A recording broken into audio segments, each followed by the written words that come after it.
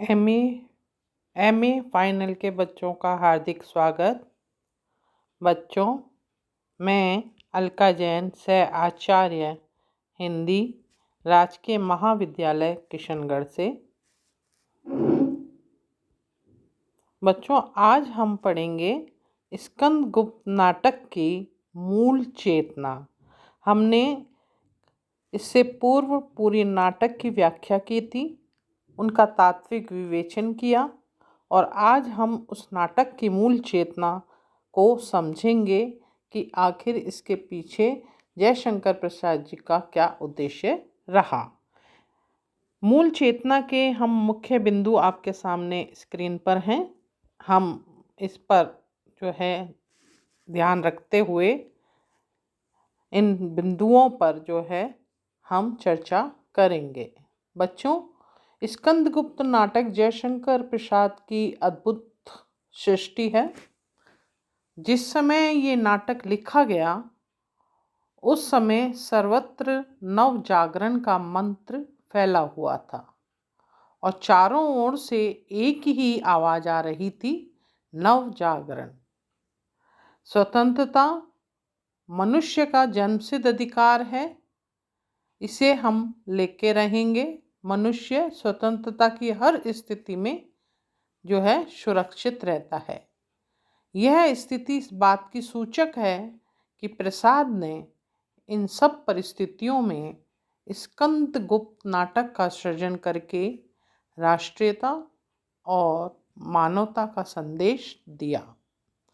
प्रसाद का स्कंदगुप्त नाटक जहाँ एक और देशभक्ति का मंत्र प्रचारित करता है, वहीं दूसरी ओर मानवता और विश्व बंधुत्व का संदेश भी देता है।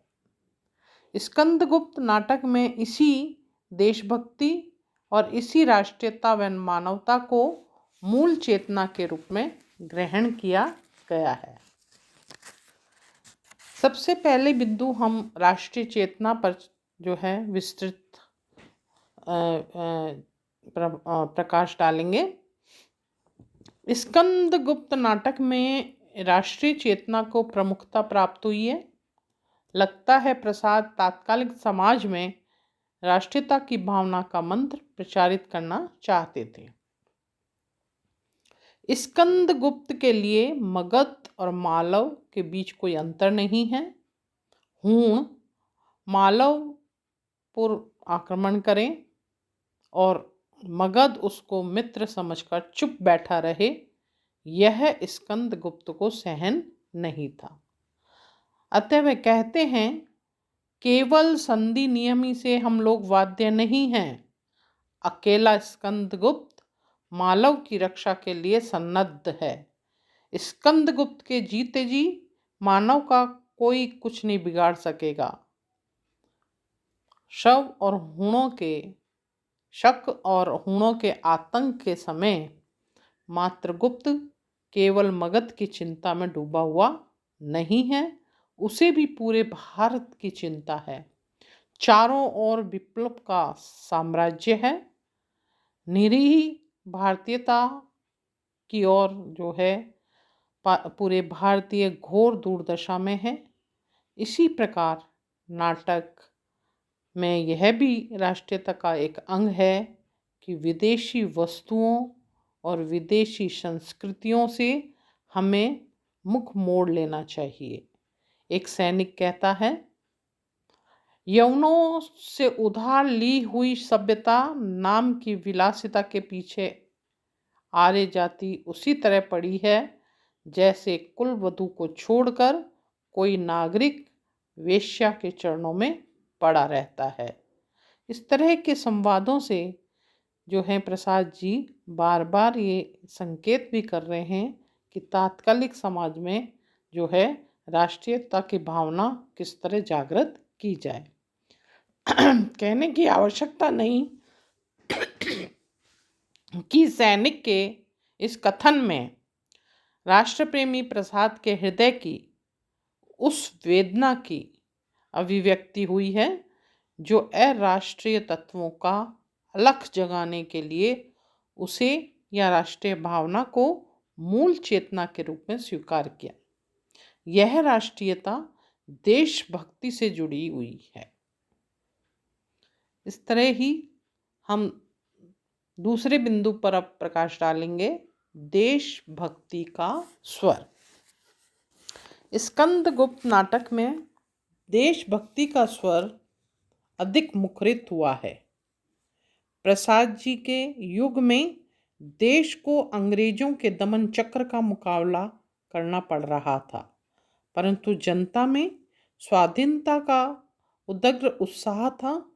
उसके सम्मुख दो मार्ग थे, एक गांधी जी की अहिंसा का मानवतावादी मार्ग और दूसरा तिलक का अपने अधिकारों का मांगने का नहीं अपितु छीनने का मार्ग। प्रसाद जी मूलतः मानवतावादी होते हुए भी तिलक के मार्ग में विश्वास करते थे, इसलिए वह एक स्थान पर भट्टार्क से कहलवाते भी हैं, नहीं तो क्या रोने से, भीख मांगने से कुछ अधिकार मिलता है? जिसके हाथ में बल नहीं उसका अधिकार हो कैसा? और यदि भीख मांगकर मिल भी जाए तो शांति की रक्षा कौन करेगा? इस प्रकार उसका विश्वास था कि अधिकार निर्बल की भीख नहीं किंतु वीर खड़क के परिणाम से प्राप्त हो सकते हैं। उनके विचार से अर्थ देकर विजय खरीदना तो देश की वीरता के प्रतिकूल है। उनके विचार से देश को सच्चे वीरों की आवश्यकता है। ऐसे वीर कितने काल से भी टकराने का हौसला हो। एक स्थान पर वह जयमाला से वीरों को कहलवाते हैं, एक प्रलय की ज्वाला तलवार से फैला दो, भैरव के श्रृंगीनाथ के समान प्रबल हुंकार से शत्रु हृदय कंपा दो, वीर बढ़ो गिरो तो मध्याह्न के भीषण सूर्य के समान। प्रसाद जी प्रस्तुत नाटक के द्वारा आदि से अंत तक देशभक्ति और वीरता की भावना तत्कालीन युवकों में फूंकना चाहते थे। वह चाहते थे कि देश का प्रत्येक व्यक्ति इस भारत भूमि से प्यार करे। यही कारण है कि स्कंदगुप्त नाटक का प्रत्येक पृष्ठ ऐसी ही उक्तियों से परिपूरित है जो पाठकों और दर्शकों के हृदय में वीरता की भावनाओं को जगाती है।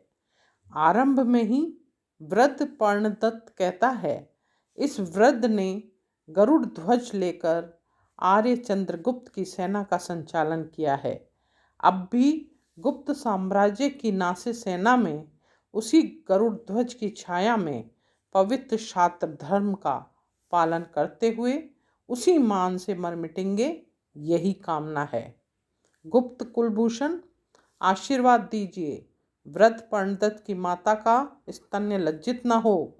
मातृगुप्त कहता है, जन्मभूमि जिसकी धूलि में लौट कर खड़े होना सीखा, जिसमें खेल खेल कर शिक्षा प्राप्त की, जिसमें जीवन के परमाणु संगठित हुए थे, वही छूट गया।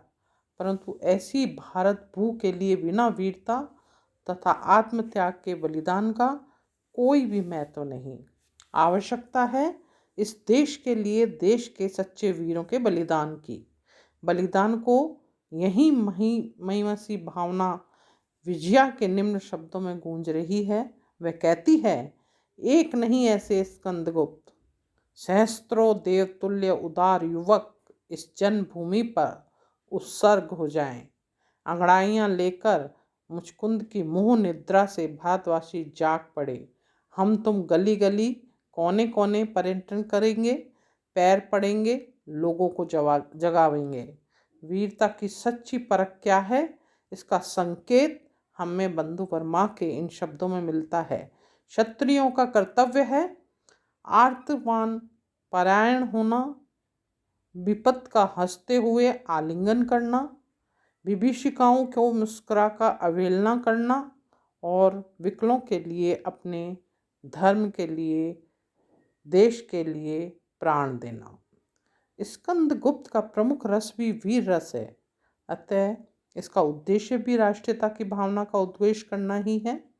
यह राष्ट्रीयता केवल अधिकारों की प्राप्ति के संघर्ष को ही नहीं अपितु इन अधिकारों का निर्वाह कर भी है। राष्ट्र के अधिपति के कर्तव्यों को और संकेत करते हुए श्री प्रसाद जी प्रारंभ में ही पर्णदत्त के द्वारा स्कंदगुप्त से कहलवाते हुए कहते हैं, त्रस्त प्रजा की रक्षा के लिए, सतीत्व के सम्मान के लिए, देवता, ब्राह्मण और गौ की मर्यादा में विश्वास के लिए, आतंक से प्रकृति को आश्वासन देने के लिए आपको अपने अधिकारों का प्रयोग करना होगा। इसके अतिरिक्त प्रासंगिक रूप से हम देखें तो स्कंदगुप्त नाटक में अन्य उद्देश्यों को भी जो है हमारे नाटककार ने रखा है। आज हम यहीं तक चर्चा करेंगे, अगले बिंदुओं पर चर्चा करेंगे अगले अंक में। धन्यवाद।